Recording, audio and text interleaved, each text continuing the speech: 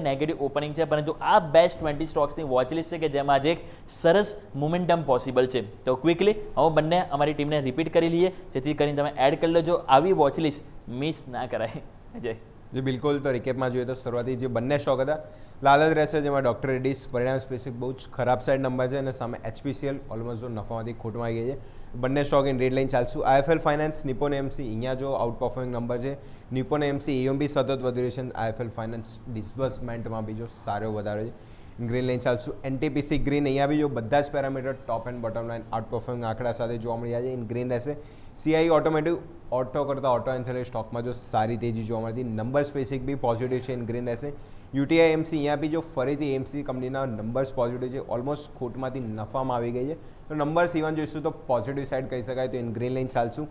સાત્વિક green energy એની જે કંપનીની સબસિડરી કંપની છે 135 કરોડનો ઓર્ડર મળ્યો છે. ઓર્ડર સ્પેસિફિક આપણે ઇન ગ્રીન લાઇન ચાલશું. રૂબિકોન રિસર્ચ મેન્યુફેક્ચરિંગ ફેસિલિટી યુએસમાં એક્સપાન્શન કરવા જઈ રહ્યું તો સમાચાર ફાર્મા કંપની માટે, અને જો યુએસમાં એનું એસ્ટાબ્લિશ કરે છે તો ક્યાંય ને ક્યાંય જોઈશું પોઝિટિવ એક્શન જોવા મળી શકે. ઇન ગ્રીન લાઇન ચાલશું. અને લાસ્ટ બજાજ ઓટો છેલ્લા 2 દિવસથી જો તો આપણને હીરો જેવી તેજી જોવા મળી હતી, અને આજે બી જો ઓલમોસ્ટ જોઈશું તો સારા લોંગ ટર્મ બાદનું જે બ્રેકઆઉટ આવ્યું છે તો મોમેન્ટમ અહીંયા બી સ્ટ્રોંગ જળવાઈ રહેશે. તો આ બી સ્ટોક છે ઇન ગ્રીન રહેશે.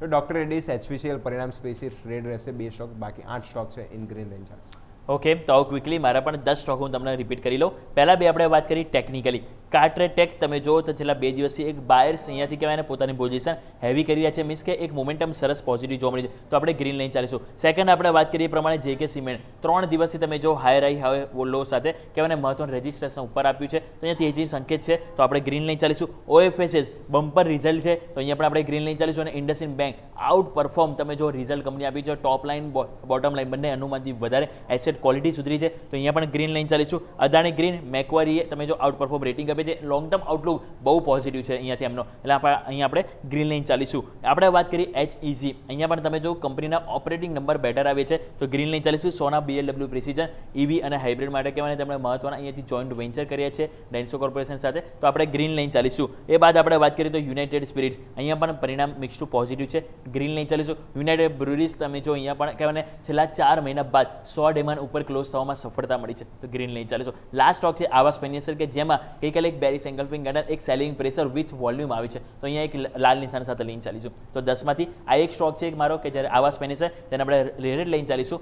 બાકી 9 સ્ટોક છે કે જેમાં મોમેન્ટમ આજે એક સરસ પોઝિટિવ જોવા મળી શકે છે. તો દર્શક મિત્રો, બેસ્ટ 20 સ્ટોક્સની વોચલિસ્ટ અમે આપના માટે જે રેડી કરી હતી, સો આઈ હોપ કે તમે એને ફાઇનલી એડ કરી લીધી હશે અને અહીંયા એક મોમેન્ટમ આપણને જરૂરથી જોવા મળી શકે.